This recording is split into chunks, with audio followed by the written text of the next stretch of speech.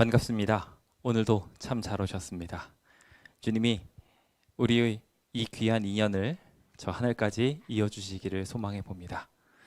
오늘은 두 번째 날 교회 일곱 시대와 일곱 교회들이라는 제목을 가지고 계시록 2장과 3장에 있는 말씀을 함께 나누어 보려고 합니다. 먼저 성경절 하나 읽어드리고자 합니다. 에베소서 5장 27절입니다. 자기 앞에 영광스러운 교회로 세우사 티나 주름 잡힌 것이나 이런 것이 없이 거룩하고 흠이 없게 하려 하심이라. 우리 하나님께서는 저희를 정말 사랑하십니다. 그래서 저희가 아주 부족한 모습으로 못나게 살아가는 걸 원치 않으시고 가장 행복하고 가장 멋진 모습으로 살아가기를 고대하고 계십니다. 그래서 주님께서는 우리의 삶에 티나 주름 잡힌 것이 있을 때 그것이 완전하게 펼쳐질 수 있도록, 그래서 하나님의 은혜대로 밝은 삶을 살 수 있도록 만들어 주시지요. 이거는 사랑해야지만 보이는 것 같습니다. 우리 하나님이 우리를 정말 사랑하시고 아끼시니까 우리의 삶에 부족한 점들이 있을 때 그것들을 보시고 고치시고 그것으로 인하여 생겨날 모든 문제들을 바라보시고 또한 해결하시고자 하실 것입니다. 오늘 그 축복이 이 자리에 계신 모든 분들과 함께 있게 되기를 예수님의 이름으로 축원드립니다. 제가 저희 아이들과 다니다 보면은 저희 집사람과 제 눈에 결정적인 차이가 있다는 것을 보게 됩니다.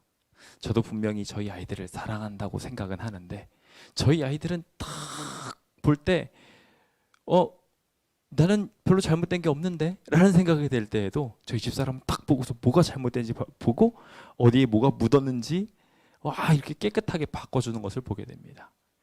사랑의 힘이죠. 주변에 있는 사람들을 볼 때 그저 그런 사람으로 보면 모든 문제들이 보이지 않는데 관심이 있고 사랑이 있는 사람이 그걸 쳐다보게 되면 그걸 가지고 이거 정말 고쳤으면 좋겠어라고 사랑으로 권면하고 더 나은 방향으로 인도해 주는 것을 보게 됩니다. 우리 하나님께서도 여러분들을 사랑하십니다. 그래서 행여나 오늘 우리가 잘못된 습관을 가지고 있으므로 생겨날 모든 문제점들을 미리 내다보시고 또한 보살피사 치료하시는 분이십니다. 오늘 우리는 이와 같이 주님이 우리를 보살피신다라는 주제를 가지고 교회라는 키워드 속에서 하나님의 말씀을 나눠보고자 합니다. 지난 시간에 저희가 계시록 전반부에 대하여 정리를 해보았습니다. 지난 시간 우리가 이야기했던 것처럼 주님께서는 7 촛대로 표징되어 있는 하나님의 무리들을 저 하늘나라로 데려가는 것, 그래서 세상 사람들이 두려워하는 종말을 더 이상 걱정하지 않고 하나님이 계획하신 진정한 끝, 그리고 영원한 행복의 삶을 향하여 우리가 걱정 없이 나아갈 수 있도록 만들어주시는 것이 계시록의 기록 목적이다라고 말씀을 드렸습니다. 주님께서는 그것을 이루기 위하여 3가지 일을 하신다고 말씀을 드렸었는데요. 첫 번째는 그 백성들을 진단하시는 일이었고, 그리고 그들을 도와주시는 일이었으며, 더 나아가 마지막으로 그들이 고통받았을 때 그 고통받게 한 모든 대적들을 향하여 죄 없다 하지 않으시고 그들을 벌하실 것에 대한 이야기까지 우리는 계시록 전반부에 대한 이야기를 나누면서 함께 이것을 공부했습니다. 오늘 우리는 여기에 등장하는 첫 번째 교회의 특성에 해당하는 주님의 진단에 해당하는 이야기를 함께 살펴보면서 오늘 주님께서 어떠한 눈으로 우리를 바라보시고 얼마나 우리를 관심 있게 쳐다보고 계시며 또한 이 힘들고 어려운 시대 속에 하나님이 우리를 얼마나 지키시는지 함께 살펴보고자 합니다. 먼저 이 모든 것을 살피기 전 우리가 명확하게 알아야 될 키워드가 있습니다. 먼저 교회라는 단어를 이해해야 되겠죠. 주님께서는 7 촛대는 7 교회다라고 이야기하며 여기 등장하고 있는 촛대들, 그리고 이 교회를 이끌어서 하늘나라로 데려가겠다고 이야기하셨는데 그 교회는 과연 무엇인지 우리 좀 이해할 필요가 있습니다. 교회라고 이야기하면 여러분들은 무엇을 떠올리십니까? 많은 분들이 건물을 떠올리십니다. 안타깝게도 거기 있는 교인들은 생각하지 않고 교회 건물만 생각하다 보니까 잘못하면 나중에 이 교회만 하늘나라 가게 생겼습니다. 교회 건물만 말이죠. 그런데 하나님께서는 교회를 그런 개념으로 말씀하지 않으셨습니다. 교회는 말 그대로 가르침을 받은 무리들이며 동시에 그 가르침을 받은 것이 어떤 가르침을 받았냐면 주님의 사랑으로 이 죄악 세상에서 나와라. 다 함께 저 하늘나라로 가자라고 이야기하는 에클레시아, 불러냄을 받은 사람들이라는 의미를 가진 것이 교회입니다. 즉 교회라는 것은 한 사람 한 사람을 말합니다. 그리고 사실 이 교회는 하나님께서 모든 백성들을 다 구원하고 싶으셔서 그 모든 사람들을 부르셨기 때문에 그 백성들이 제가 같이 가기 원합니다 라고 이야기하며 주님을 따르겠다고 하는 순간 그 사람은 교회가 됩니다. 그러니까 이제 우리가 개념을 명확하게 해야 되겠죠? 건물이 아니라 사람이 교회인 것입니다. 어떤 단체가 교회가 아니라 사람이 교회인 것입니다. 하나님께서는 그 죄인들을 불러내서 구원을 하고자 하십니다. 어떠한 교단을 특정해서 그들을 부르신 것이 아니라 하나님의 백성을 부르신 것입니다. 그 백성의 마음이 주님께 연결만 되어 있다면 주님께서는 그 모든 사람들을 촛대와 같이 지키실 것이고 그들의 모든 것들을 보살피사 저 하늘로 데려가 주실 것입니다. 오늘 이렇게 초청에 응하시어 함께 영상을 시청하고 계신 모든 분들, 또 교회를 찾아서 주님을 향하고 있는 모든 이들의 마음 다 교회인 것입니다. 주님께서 보살피실 것이고 주님께서 구원하여 주실 것입니다. 그 귀한 구원이 여러분들의 삶에 가득 채워지게 되기를 예수님의 이름으로 축원드립니다. 주님께서는 이렇게 에클레시아 교회들을 부르셨는데요. 1장은 그 교회를 부르시고 난 뒤 그 교회의 연약성을 지키기 위하여 행여나 그 촛대가 꺼지지는 않을까 보살피고 있는 예수님의 모습을 그려주고 있습니다. 주님께서는 촛대 사이에 인자와 같은 모습으로 나타나셔서 정말 정결한 제사장 복장으로 그곳을 돌아다니시며 그 촛대를 지키고 보호하고 계셨음을 봅니다. 물론 여기 있는 촛대들은 하나하나의 촛대로 각 교회들을 상징하고 있지만 마치 성전에 있는 메노라처럼 이 교회는 하나된 그리스도께 연결되어 있는 교회로 주님이 친히 그 교회들을 하나로 묶으시고 축복하시는 교회의 모습일 것입니다. 우리도 각자 흩어져 있는 것처럼 보일지 모르겠습니다만 주님께서는 하나님이라는 중심점 아래 그 교회들을 묶으시고 일곱 별들을 통하여 그들을 하나로 만드시며 그 7별들로 상징된 지도자들을 주님께서 지키고 보호하사 다 하나 되는 마음을 갖도록 이 교회를 지키고 또한 축복하실 것이라고 생각합니다. 주님께서는 여기서 굉장히 많은 묘사들로 표현되어 있으신데요. 주님께서는 그 모든 표현들을 앞으로 우리가 함께 공부하게 될 7교회에서 하나씩 활용하시면서 그 7교회의 특징 중에 자신의 모습의 일부를 보여주시면서 내가 너희의 필요를 채우고 너희의 문제들을 해결할 수 있어 라고 하는 묘사로 당신의 모습을 표현하고 계십니다.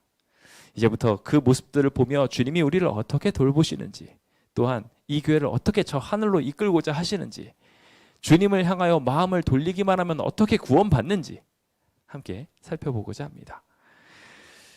주님께서는 우리 인간의 부족한 능력으로 구원받으라고 말씀하지 않으십니다. 연약한 주의 백성들을 구원하시는 분은 하나님이십니다. 다른 어떠한 대단한 노력이 필요한 것이 아니라 하나님의 구원을 믿는 것, 그래서 그 믿음대로 순종하여 나아가는 것, 그 죄악 세상에서, 그 바벨론에서, 그 무너진 땅에서 나와라 라고 이야기할 때 네 알겠습니다 하고 순종하고 나오는 사람들, 세상의 생활 양식과 다르게 이제는 주님이 원하는 대로 구원받기 위한 생활 양식으로 삶을 변화시키는 사람들은 다 구원받게 될 것입니다. 오늘 그 아름다운 기적들을 이루기 위하여 주님께서 나타나사 주님의 구원을 이루고자 하십니다. 주님께서는 요한복음 14장에 있는 말씀을 통하여 이렇게 말씀하시죠. 너희는 마음에 근심하지 말라. 하나님을 믿으니 또 나를 믿으라. 내가 너희를 위해서 처소를 예비하러 갈 건데 부족하다면 내가 또 만들어 갈게. 걱정하지 말라는 거죠. 창조주 하나님께서 우리를 위한 거처들을 충분하게 만드시겠다고 약속하셨습니다. 하나님의 능력이 모자라 가지고 구원받지 못하는 사람은 아무도 없습니다. 우리가 불러냄의 응답을 안 해서 구원을 못 받는 것뿐이지. 주님의 불러냄을 믿지 못하고 중간에 탈선해버려서 안타깝게도 하늘에 가지 못하는 것뿐이지, 세상이 너무 좋아서 거기에서 그냥 눌러 살고 싶어 하니까 하나님께서 강제하지 않으실 뿐, 저 하늘에 있는 구원의 열차는 매우 넓고 누구나 다 들어갈 수 있습니다. 문제는 우리들이죠. 우리들이 이 귀한 초청을 귀한 것으로 여기지 않는다는 것입니다. 하나님께서 우리에게 영생을 주시고자 하셔서 영생의 가치를 실현할 만한 삶을 우리한테 주십니다. 영원한 삶을 살려면 입에 거짓이 있으면 안 됩니다. 만약에 입에 거짓이 있으면 영원한 삶 속에 누군가에게는 상처를 주게 되지 않습니까? 누군가에게는 고통을 주게 됩니다. 우리 안에 탐욕으로 말미암아 누군가는 상처를 받고 누군가는 빼앗김을 당할 수밖에 없어요. 그러니 주님께서는 그 문제를 완전하게 해결하기 위하여 나를 의지하고 내가 주는 새로운 성품을 받아 주님 주시는 그 하늘에서 영원히 살 수 있는 것을 소망하라고 우리한테 초청하십니다. 이 땅에서 우리가 그것을 100% 지키면서 살 수는 절대 없습니다. 그래서 우리는 촛대와 같아서 위태하니 바람만 불면 꺼질 것 같은 모습으로 우리는 살아가게 됩니다. 하지만 주님께서는요, 우리가 심지를 밝히며 하나님께 나아가고자 하는 마음을 보이기만 한다면 그 촛대가 절대로 꺼지지 않도록, 약해질 수는 있으나 아주 꺼지지 않을 수 있도록 주님께서는 우리를 지키실 것입니다. 오늘 빛 되신 주님께 나아가기 위하여 주님이 우리를 돌보고 계심에 대하여 감사하게 되시길 간절히 바랍니다. 주님께서는 약속하시기를 누가복음 12장 7절을 통하여 너희는 심지어 머리털까지도 다 세신 바 되었다. 여러분들 머리카락 세실 수 있는 분 아무도 없잖아요. 제가 요즘에 머리가 조금 많이 빠지는 것 같아서 몇 가닥 이상으로 떨어지면 탈모라고 하더라고요. 그래서 제가 아주 유심하게 제가 머리카락 몇 개 떨어졌나를 확인해 봤습니다. 못 세겠더라고요. 제 머리에서 떨어지고 있는 머리카락도 제가 못 세요. 그래서 제가 탈모인지 탈모가 아닌지 모르겠어요. 하물며 우리는 그런 것도 모르고 사는데 하나님은요, 오늘 우리가 머리카락 몇 개 떨어졌는지 정확하게 알고, 뿐만 아니라 우리가 지금 머리카락을 몇 개 가지고 있는지도 다 알고 계신 분이세요. 우리 자신보다도 하나님이 더 우리를 잘 알고 계신 거예요. 그래서 우리가 가지고 있는 마음을 가지고 엉뚱한 길을 걸으려고 하면 그것이 어떠한 결과를 낳는지 우리보다도 하나님이 더 잘 아세요. 그래서 우리 마음에 간절한 소망이 있어요. 제가 강남에 아파트 하나 있었으면 좋겠어요. 그것이 우리에게 어떠한 일이 될지 우리보다 하나님이 더 잘 아세요. 로또 좀 당첨됐으면 좋겠어요. 그럼 제가 하나님한테, 아니요, 우리가 로또 당첨되는 순간 이 교회를 떠날 거를 하나님께서 아세요. 그래서 로또 백날에도 안 당첨되는 거예요. 우리를 사랑하셔서 주님의 보살핌으로 우리가 바라는 것 같지만 잘못될 수 있는 그 길들을 주님께서 친히 막으시면서 지금 우리에게 가장 합당한 길로 인도하고 계셨던 것입니다. 그 끝은 마치 요셉이 모든 고난이 끝나고 난 뒤에 애굽에서 가장 뛰어난 지도자로 세움받게 되었던 것처럼 주님이 원하시는 목적과 구원이 오늘 우리의 삶에 분명하게 있어서 그 목표에 이르기까지 자라나도록 주님께서 지키고 보호하실 거라고 저는 생각합니다. 오늘 그 구원의 하나님을 개인의 구주로 영접하시고 주님의 보살피심 안에 함께 있게 되시길 예수님의 이름으로 축원드립니다. 주님께서는 이 보살핌을 어떻게 이루고자 하시냐면요, 예언을 통해서 이루고자 하십니다. 지금 우리가 함께 공부하고 있는 요한계시록이 예언서잖아요. 주님께서는 미리 이러한 일이 있을 거야 라고 알려주시는 겁니다. 앞으로 이러이러한 일이 있을 거니까 그때 이렇게 대비해야 돼 라고 말씀하셨던 것이죠. 예수 그리스도께서 이 땅에서 지상생애를 다 마무리하시고 주님께서 우리의 구원을 위하여 하늘봉사로 들어가시기 전에 하나님의 백성들에게 앞으로 어떠한 일이 일어날 것이다라고 이야기하셨을까요? 하시지 않으셨을까요? 당연히 하셨어요. 하물며 부모도 아이를 두고서 떠나려고 할 때 걱정이 많이 됩니다. 그래서 뭘 먹어야 되고 뭘 하지 말아야 되고 어떤 일들을 꼭 해야 되는지를 알려줍니다. 우리를 사랑하시는 하나님도 당신께서 당신의 백성들을 얼마나 사랑하시는지를 예언을 통하여 말씀하셨습니다. 그 당시에 있었던 교회들을 빗대어서 그 당시에 있는 문제들이 오늘날 우리 시대에도 각 시대의 흐름상 하나하나 다 드러나게 될 것을 아시고 그 일들에 대하여 이미 이루어졌던 예언의 놀라운 이야기들을 다시 한번 새롭게 펼치사 이 교회의 특징들에 딱딱 맞추어 다시 한번 예언하시는 것이 바로 요한계시록 2장과 3장에 있는 이야기입니다. 저희는 그 이야기를 보며 현대 터키에 있는 7 교회들을 보게 됩니다.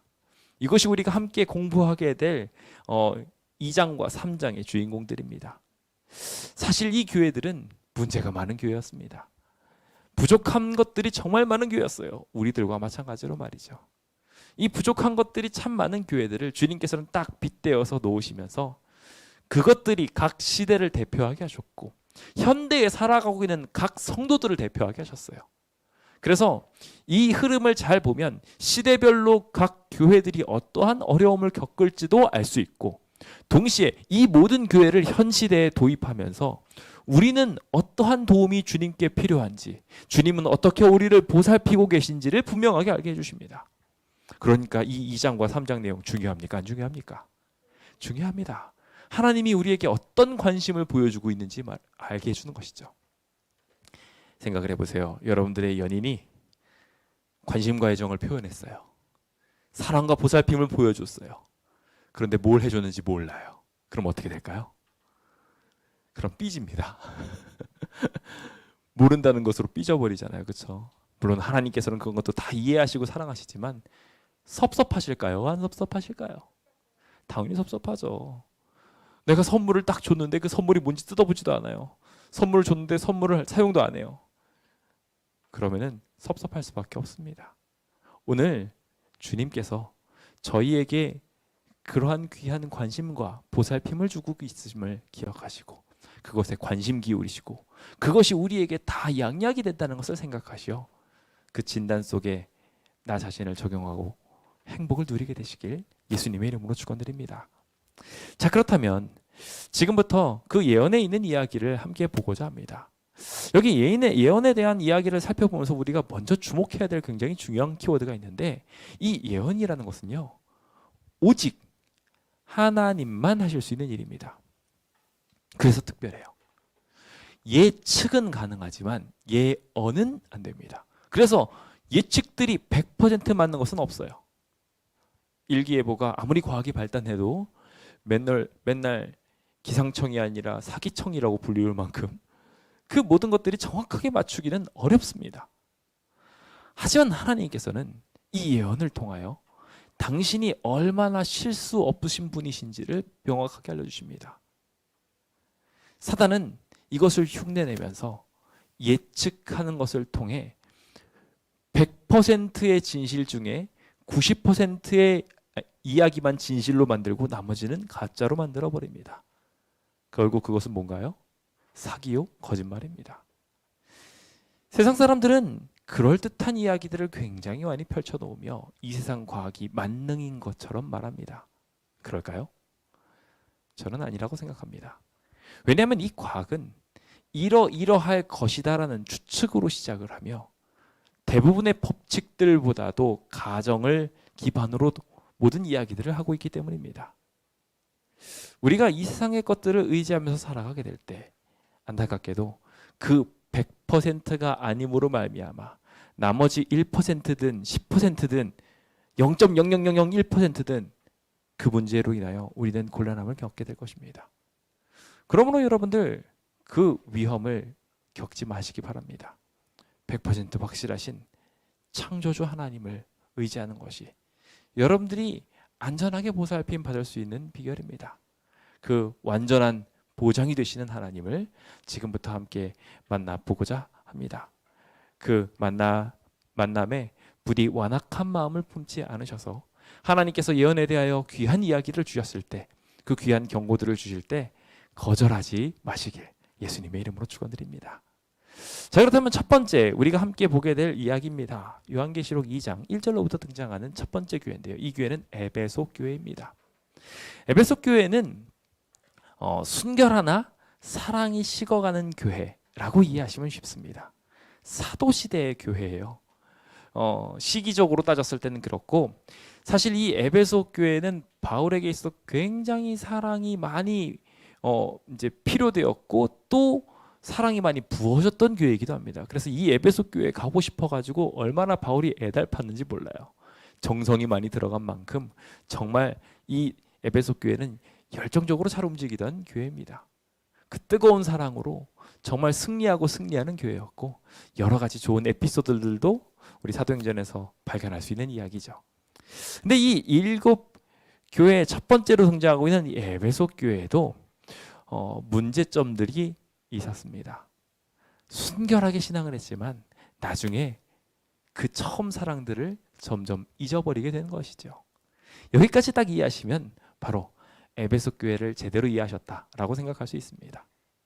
자, 여기 에베소 교회의 특징들이 몇 가지가 있는데요. 이 에베소 교회의 첫 번째 특징은요, 수고와 인내를 아끼지 않았다는 거예요. 이 7개의 교회들 중에서 굉장히 많이 칭찬을 받고 있는 교회가 딱 2개가 있는데, 그 중에 한 교회가 바로 이 에베소 교회예요. 칭찬을 받고 있는 교회가 되기 위해서 우리가 뭘 해야 될까라는 것들도 이것을 통해서 볼 수 있는데, 첫 번째로 해야 되는 키워드는 수고와 인내입니다. 여러분들의 삶을 뒤돌아보십시오. 언제 칭찬 받으시던가요? 뭔가 열심히 할 때 아닙니까? 그렇습니다. 우리가 칭찬받기 위한 가장 기본적인 자세는 근면 성실입니다.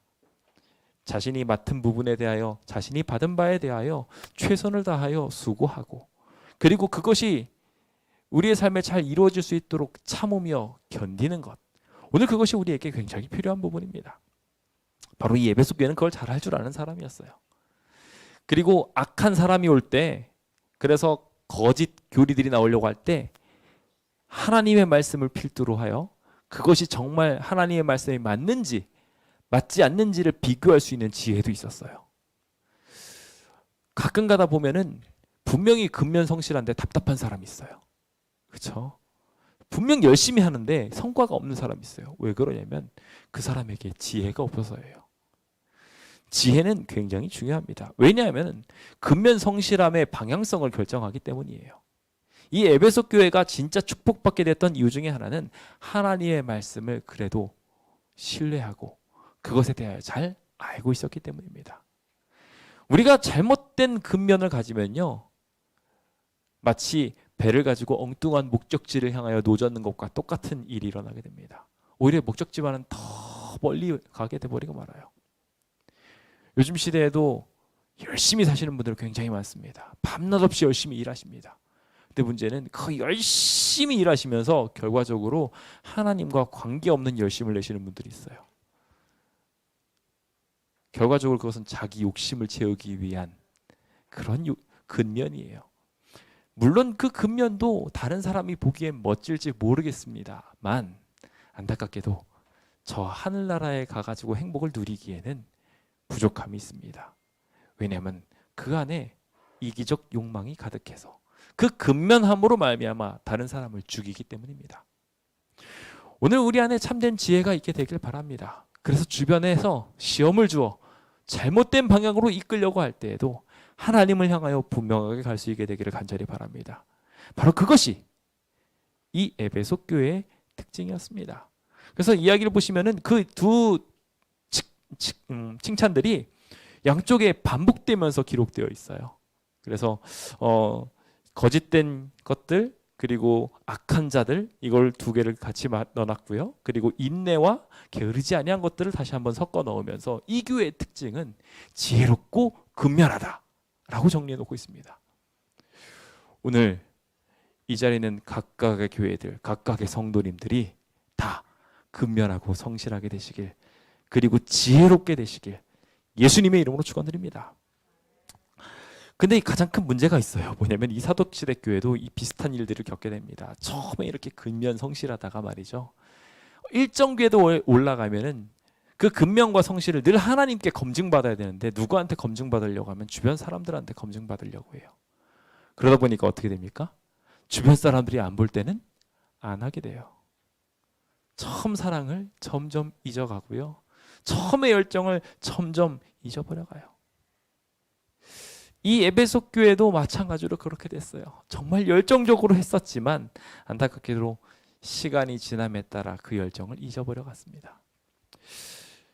참 좋았던 교회인데 마지막이 안 좋아요. 사랑이 식었어. 어떻게 사랑이 변하니? 이야기를 들으면 여러분들 어떠십니까? 그 자책감에 빠지지 않을 수 있도록 우리가 처음 사랑을 끝까지 붙들을 수 있는 귀한 주의 백성 되시길 예수님의 이름으로 축원드립니다. 자, 이렇게 주님께서는 이 에베소 교회를 향한 진단을 하셨고요. 좋은 진단이었죠. 그런데 이 진단 속에 한 가지 문제점이 있어서 주님께서 딱 집어서 지금 열심히 신앙하고 있는 분들, 열심히 살아가고 있는 사람들을 향하여 명확한 방향성과 그리고 어떻게 해야 하는지, 처음 마음을 놓치면 안 돼, 계속해서 이 마음 놓치지 마 라고 이야기하며 주마가편을 하고 계시는 것을 분명히 보게 됩니다. 오늘 여러분들도 그런 진단을 받으셨다면 참 잘하셨습니다. 더 열심히 하시길 예수님의 이름으로 축원드립니다. 자, 두 번째 교회는 핍박시대의 교회입니다. 서머낙교회라고 알 수 있죠. 이 서머낙교회에 대하여 주님께서 나타나신 모습은 흥미롭습니다. 처음이요 마지막이요 죽었다가 살아나시니 라고 표현하고 있습니다. 자, 핍박을 당하면 어떻습니까? 힘들고 고통스럽죠. 힘들고 고통스럽다 보니까 결국 뭐라고 말하냐면 자꾸 죽겠다고 말하게 됩니다. 그렇죠?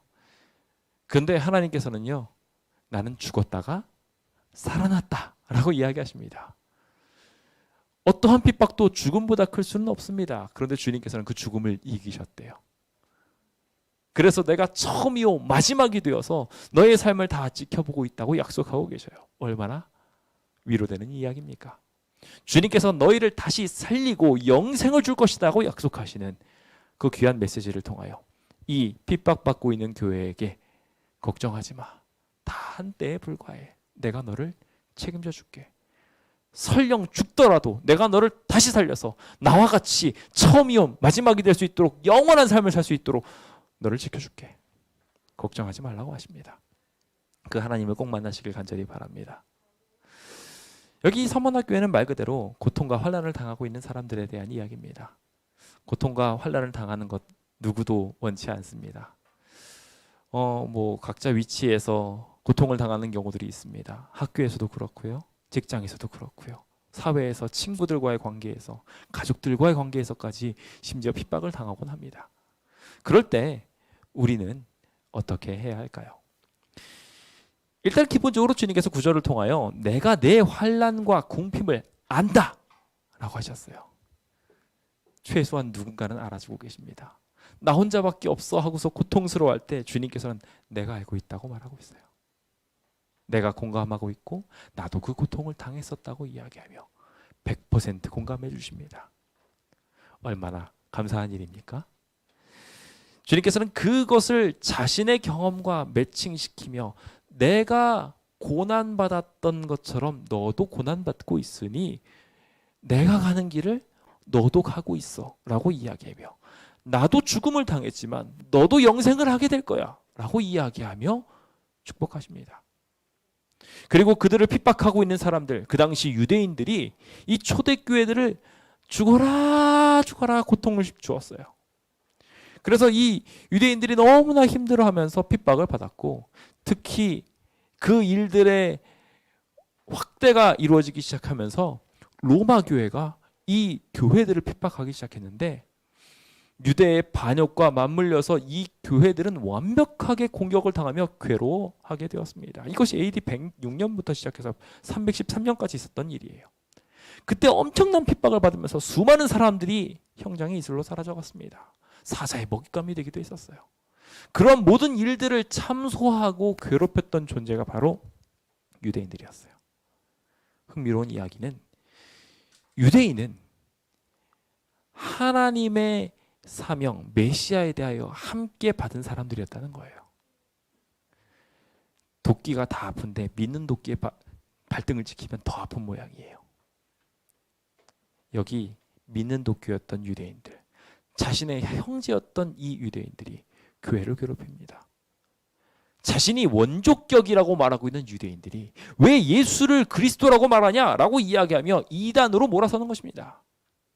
하나님을 함께 믿고 있다고 생각했는데 그들이 괴롭히고 있으면 얼마나 힘들겠습니까? 여러분들의 고통을 잘 알겠습니다. 여러분들이 아픈 이유는 나를 괴롭힐 만한 사람이 괴롭혀서가 아니라 이 사람은 나를 괴롭히지 않을 거라고 생각했는데 이 사람이 나를 괴롭혔어요. 그게 더 괴롭고 더 힘들 거라 생각합니다. 죽을 것 같은 느낌도 받을지 모르겠어요.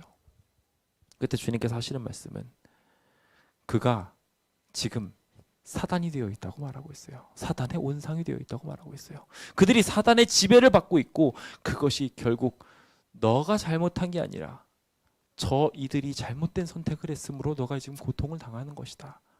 그러니 지금 이 고난받는 것에 대하여 너무 괴로워하지 마렴이라고 말합니다.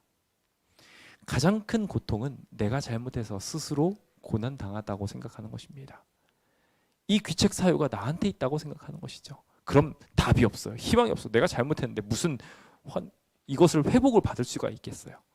하지만 하나님께서는 서문학 교회를 향하여 핍박받고 있는 이 교회를 향하여 걱정하지 말렴.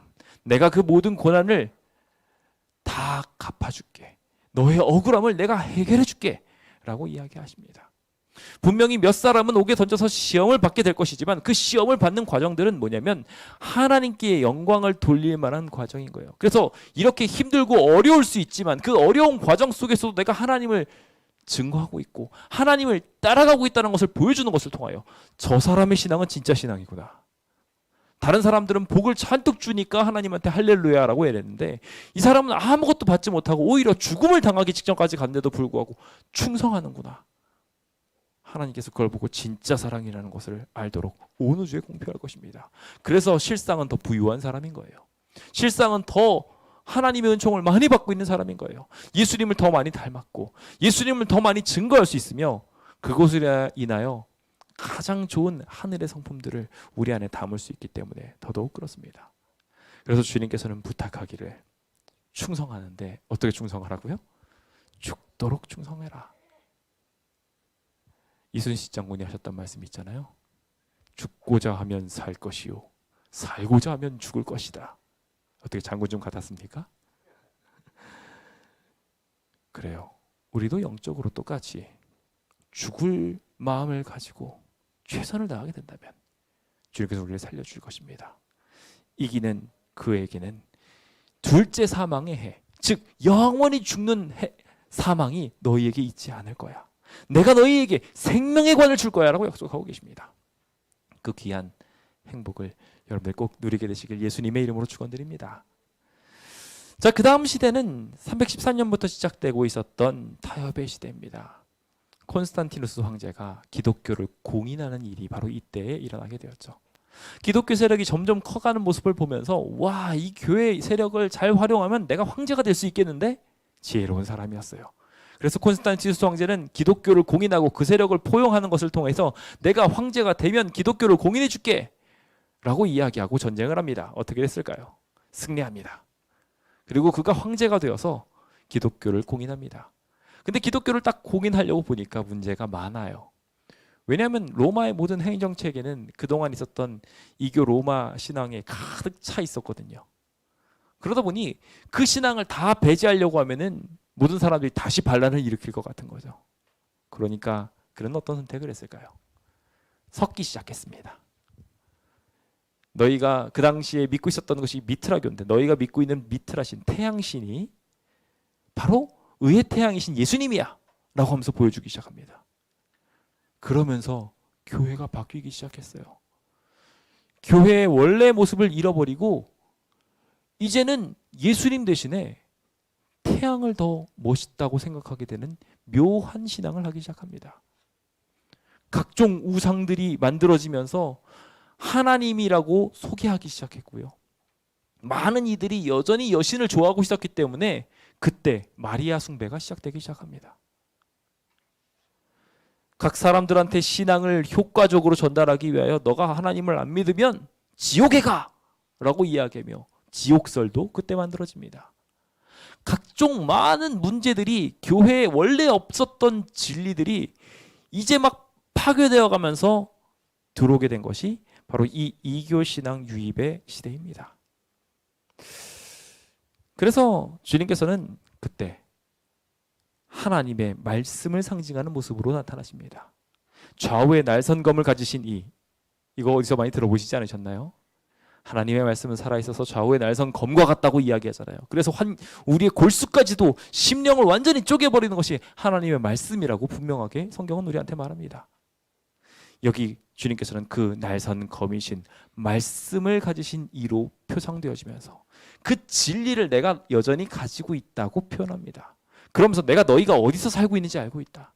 지금 다 섞여 있는 존재들, 짬뽕이 되어 있는 존재들, 사단의 권자가 있는 곳에 너희가 살고 있는 거 내가 알고 있다. 그때 우리는 어떻게 해야 된다고 말하시면요, 여전히 진리를 따르며 하나님의 편에 서려고 하는 사람들에게 내 이름을 붙잡아라. 예수님의 이름을 붙잡아라. 다른 어떠한 세상적인 것들을 붙잡지 말고 하나님을 붙잡아라 라고 이야기하며, 이 이름을 붙잡음으로 말미암아 믿음을 버리지 않았으니 참 잘했다. 너가 원래 지키고자 하던 하나님의 말씀을 그대로 순종하고 세상이 섞어버린 그 이야기들로 빠지지 않았음에 정말 잘했다 라고 이야기합니다. 그런데 여전히 이 타협의 시대의 교회는 문제가 있죠. 발람의 교훈을 지키는 자들. 발람이 어떤 일을 했습니까? 출애굽을 해가지고 들어오고 있었을 때 그가 가가지고 이제 저주하려는데 저주가 안 됐잖아요. 그래서 어떻게 합니까? 저주 실패하고 난 다음에 그냥 끝난 게 아니라 그가 와가지고 이족들과 결혼을 시켜버립니다. 그것으로 인하여 승승장구하고 있었던 하나님의 백성들이 그 앞에서 다 죽임을 당합니다. 얼마나 끔찍한 일이 이 발람을 통해서 생겨나는지 몰라요. 발람은 그것을 통해서 무엇을 이루려고 했냐면 하나님만 믿는 백성들에게 하나님을 믿지 않는 여인을 소개해주고 그 가족들을 연결시켜주는 것을 통하여 하나님과 세상 신앙을 짬뽕시키려고 했습니다. 짬뽕된 이 신앙은 결국 걸림돌이 되어서 우상의 재물을 먹게 하고 행음을 하게 되었다고 여기에서 분명히 말합니다. 그리고 여기 있는 니골라 당에 대한 이야기가 등장을 하는데요. 니골라 당은 행위주의예요. 그래서 도덕폐기론, 무율법주의를 이야기하며 말 그대로 하나님께서 나를 사랑하시는데 내가 뭘 하든 무슨 상관이 있냐 라고 말하는 신앙으로 빠진 게 니골라 당 신앙입니다. 지금 현대 기독교회들이 대부분 이 신앙에 빠져 있어요. 그래서 내가 예수님께 구원받았는데 예수님은 사랑이신데 내가 믿기만 하면 되지, 지금 현상을 충성되게 살지 않아도 그냥 뭐 이 세상 살면서 그냥 이 세상에서 돈 벌고 이것저것 다 하고 그 다음 예배날만 되면 예배날 와가지고 다 앉아가지고 있는 것으로 나는 하나님도 믿고 있으니까. 안타깝게도 이것은 세상신과 하나님을 섞어놓은 짬뽕입니다. 그 짬뽕이 분명히 잘못됐다고 이야기하며 그러므로 회개하라.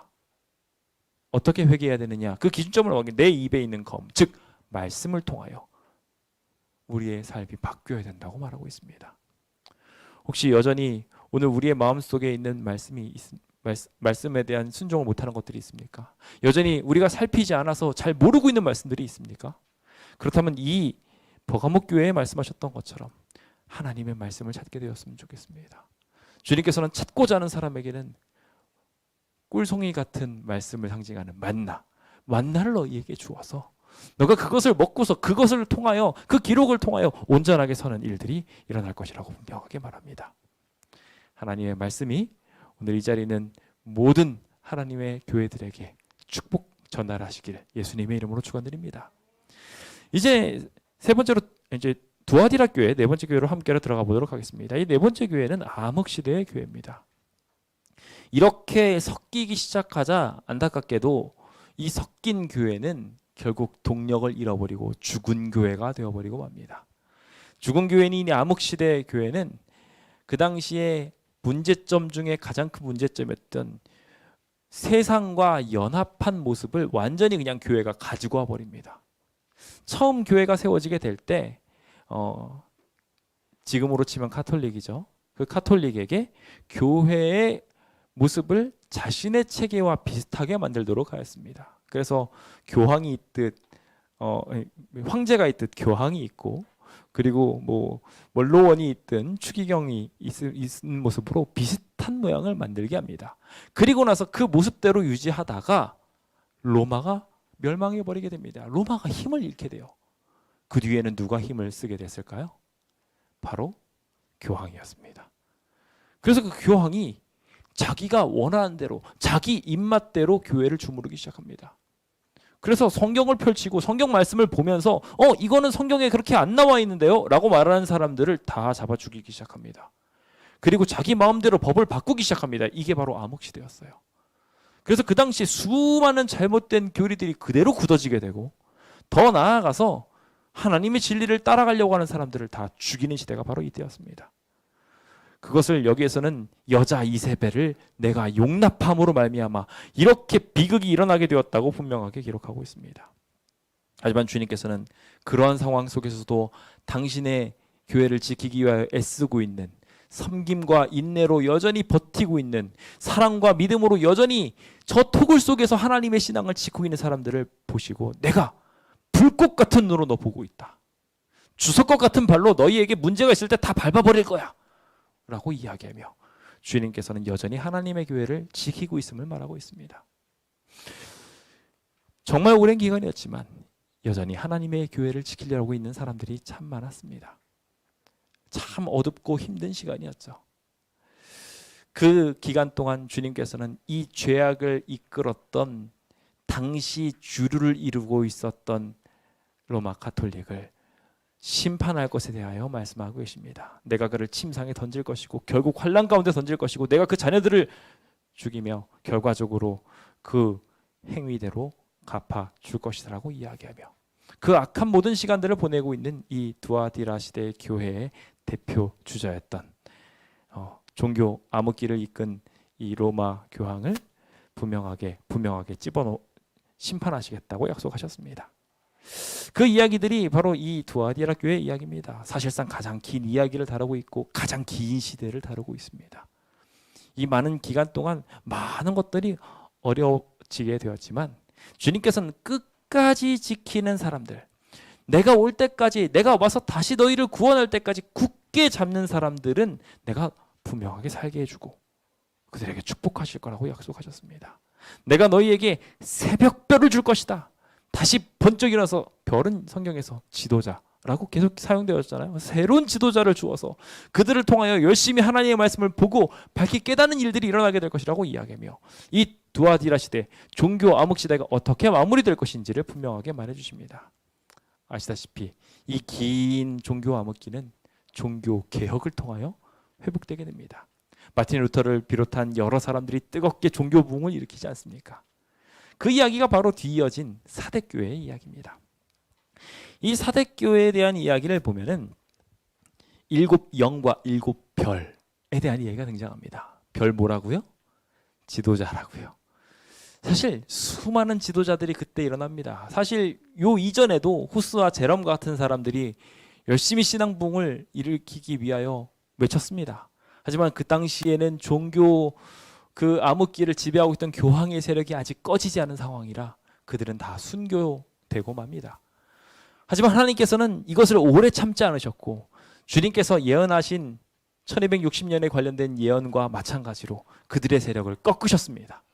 그리고 그것을 꺾음으로 말미암아 결과적으로 다시 하나님의 일을 수행할 수 있는 일꾼들이 하나둘씩 일어나게 하셨는데, 그것이 여러분들이 잘 알고 있는 루터부터 시작한 칼빈, 이런 모든 사람들이었습니다. 그런데 이 개혁의 시대, 칭찬이 가득해야 되는데 이상하게 자세히 보시면은요, 여기에 칭찬이 생각보다 많지 않습니다. 보시면은 내가 내 행위를 나누니 내가 살았다 하는 이름을 가졌으나 죽은 자다 라고 말합니다. 그들이 하나님의 진리를 이제 깨달았다고 생각해가지고 살았다라고 말했는데 죽은 자라고 말하고 있는 것입니다. 왜냐하면 여기 보라색으로 나와 있죠. 내 하나님 앞에 내 행위에 온전한 것을 찾지 못했다라고 표현하고 있어요. 실제로 이 개혁 시대를 잘못 보냄으로 말미암아 이 교회가 하나 되지 못하게 되었습니다. 이 시대 때문에 지금 수많은 교회가 지금 다 분열해 있는 거예요. 여러분들이 궁금해하시던 장로교회, 감리교회, 왜 성공회 이런 곳들이 다 흩어져 있고 이렇게 많은, 성경은 하는데 왜 이렇게 많은 교단이 있나요? 라고 하는 이야기의 질문에 대한 답이 바로 여기입니다. 하나님께서 진리를 밝혀내도록 기회를 주셨어요. 그래서 살 수 있도록 만들어 주었는데 밝히 깨달았던 루터 같은 사람들이 외쳤을 때 아마 그는 처음 그걸 들었을 때 다른 진리를 접했다면 금방 순종했을 거예요. 그런데 그가 아직 밝히 깨닫지 못한 상황에서 다음 이들이 그 이야기들을 이어가면서 고집 피우기 시작한 겁니다.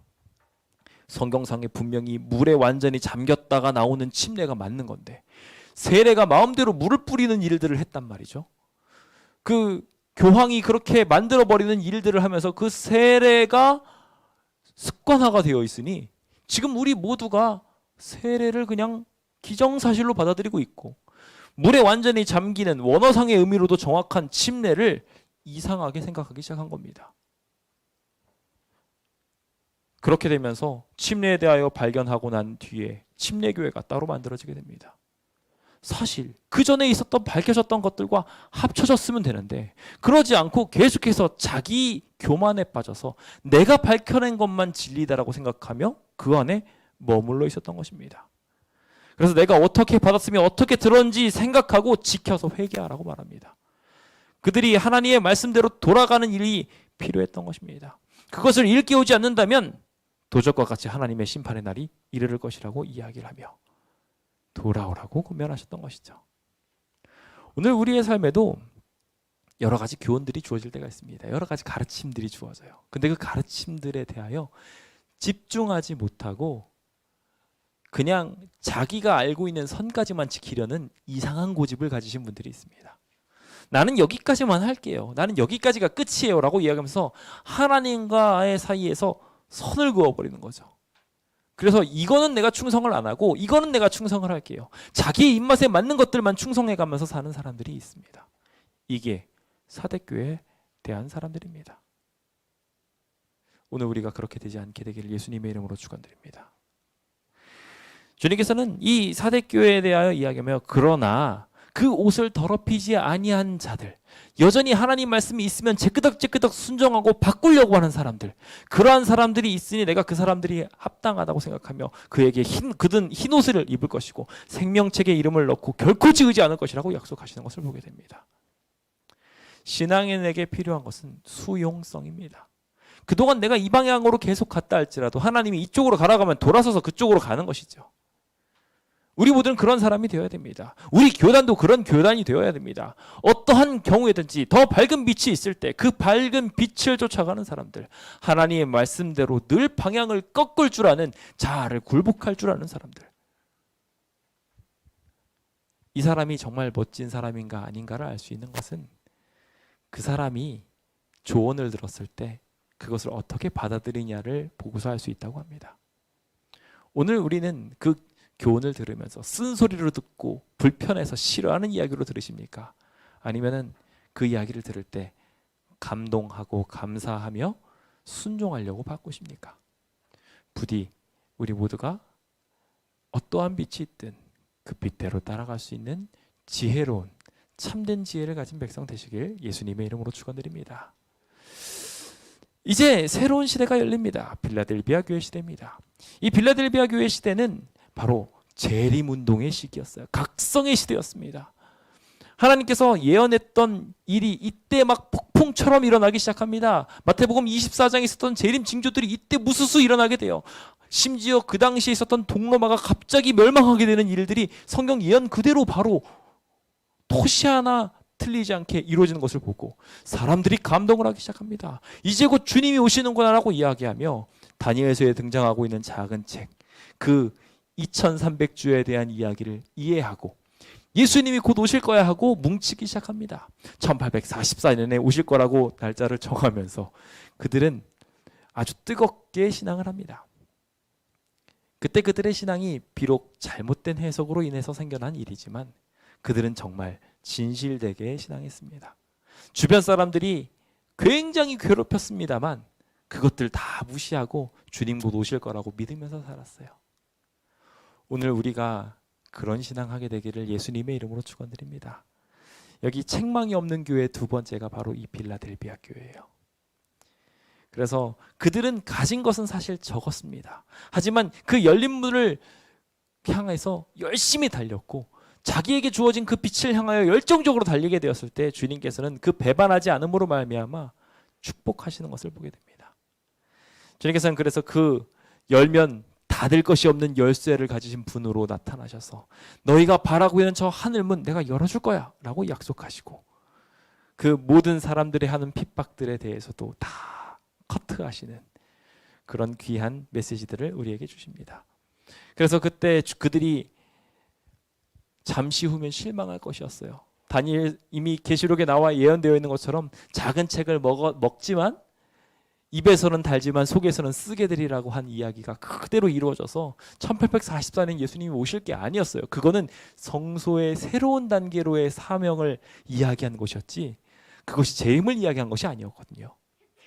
그래서 그때 실망을 겪게 될 것이었지만 주님께서는 그 실망을 겪는 사람들에게 약속하시길 11절입니다. 내가 속히 오리니 내가 가진 것을 굳게 잡아 아무도 내 멸류관을 빼앗지 못하게 하라 라고 이야기하며 우리가 여전히 신앙을 열심히 할 때 그 소망을 놓치지 않는 것이 얼마나 중요한지를 깨닫게 해주셨습니다. 이 시대는 이렇게 재림운동을 해가면서 위대한 업적을 하나 남겼는데요. 무엇이냐면 그동안에 있었던 흩어져 있었던 산기에 있었던 모든 진리들을 하나로 뭉치는 일을 하게 하였습니다. 그렇게 해서 하나님의 진리들이 다 모이게 됐어요. 일요일이 예배일이 아니라 토요일이 예배일이라는 것을 그날 알게 됩니다. 침례가 옳다라는 것을 밝게 되고요. 영혼 불멸이 아니라 영혼이 죽을 수 있고 죽음은 잠이며 주님께서 다시 부활시키신다는 것을 다시 한번 알게 됩니다. 이 모든 것들이 재림이라는 것을 깨닫게 되었을 때 그 재림 중심으로 뭉치게 되었을 때 비로소 합치게 됐던 것입니다. 오늘 우리가 재림 중심으로 살게 된다면 이와 같은 놀라운 기적을 이룰 수 있을 것이라고 생각합니다. 오늘 주님께서 주시는 어떠한 말씀이라도 진리대로 살게 되시는 이기는 백성 되시길 예수님의 이름으로 축원드립니다. 자, 이제 마지막 라오디게아 교회입니다. 라오디게아 교회는 이 시대를 대표합니다. 주님께서는 참된 증인 되시는 분으로 서시면서 창조의 근본이신 하나님을 자신의 모습으로 보이시며 창조주께 경배하라는 메시지가 전달되어지는 마지막 시대의 주인공이 바로 자신이라고 소개하고 계십니다.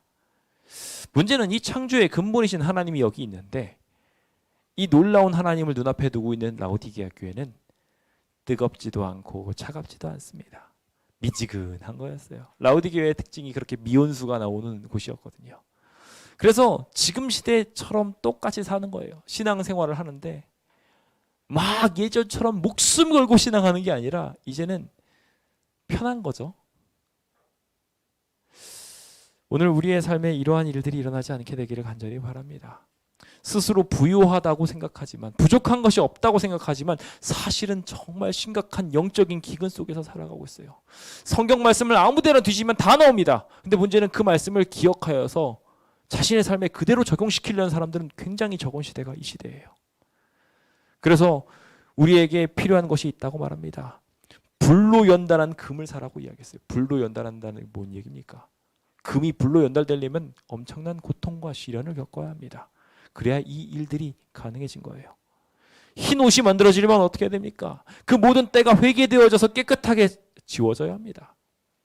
눈이 보지 못하는 곳에서 안약을 바른다는 것은 말 그대로 그것이 회복되고 치료가 되어야 된다는 것을 우리한테 표시하고 있습니다. 지금 우리는 이와 같이 우리의 가난한 것, 가련한 것, 공고한 것을 회복받아야 되는 시기에 살고 있습니다. 아, 나 오늘 살기 정말 좋았는데 무슨 상관이야. 이 땅이 지금 행복한 나라인 것 같은데 무슨 저 천국이 필요하겠어. 등등 여러 이야기를 하며 혹 오늘 우리의 삶에 신앙이 너무 미지근해져 있다면 주님을 만나게 되시길 예수님의 이름으로 축원드립니다. 주님은 우리를 향하여 분명히 초청하시면서 내가 너희를 향하여 서 있다. 그래서 너희 문을 두들기고 있다고 말하고 있습니다. 우리가 여전히 미지근할 때 두들겨 문을 열라고 말씀하시며 열기만 한다면 내가 가서 함께 먹고 보좌에 함께 초청하여 앉게 해주겠다고 약속하고 있는 것입니다. 이제 화끈하게 우리의 마음을 열어 제깁시다. 주님을 모시고 주님을 개인의 구조로 영접하여 주님의 뜻대로 살기로 결정합시다. 그것이 오늘 우리의 운명을 바꿔줄 것이라고 저는 믿습니다. 저는 이제 이 7교회에 대한 이야기를 마무리 지으면서 오늘 여러분들이 어디에 해당하는지, 이 시대적 상황 중에 여러분들은 어느 상황 속에 들어가 있는지가 궁금해집니다. 어떤 이는 에베소 교회처럼 정말 열정적으로 일하고 있으실지 모르겠습니다. 어떤 이는 핍박받을 수도 있고요. 어떤 이는 이상한 이야기를 계속 들으면서 이상한 곳으로 끌려가고 있으실지 모르겠어요. 어떤 이는 정말 말 그대로 신앙이고 뭐고 다 포기하고 죽은 사람처럼 죽어 있을 수도 있고요. 또 어떤 이는 열정적으로 뭔가 찾아가려고 하고 있는데 엉뚱한 곳에 삽질을 하고 있는 분들도 계실 거라 생각됩니다. 어떤 이는 재림을 생각하며 달리고 있고 어떤 이는 미적지근하게 신앙하고 있을지 모릅니다. 우리가 어떤 사람에 속했든 주님께서는 그 교회에 합당한 진단을 내리고 계시며 그들을 회복시키고자 하십니다. 오늘 그 회복으로의 초청이 여러분들의 마음속에 닿게 되기를 소망합니다. 주님께서 우리를 살피시고 구원하시고자 하시니 우리가 받아들이고자만 한다면 구원받게 될 것입니다. 저는 이 성경절을 마지막으로 2장과 3장에 있는 이야기를 마무리 짓고자 합니다. 계속 반복되는 이야기예요. 이 내용 내내 반복되는 이야기입니다. 귀 있는 자는 성령이 교회들에게 하시는 말씀을 들을지어다. 주님께서 우리에게 양심의 소리를 울려 퍼지고 있으실 때 우리가 들을 귀가 있다면 그것을 들어서 말씀대로 순종하고 고침받게 되는 귀한 축복의 백성 되시길 간절히 바라면서 모든 말씀을 마치겠습니다. 함께 기도할까요?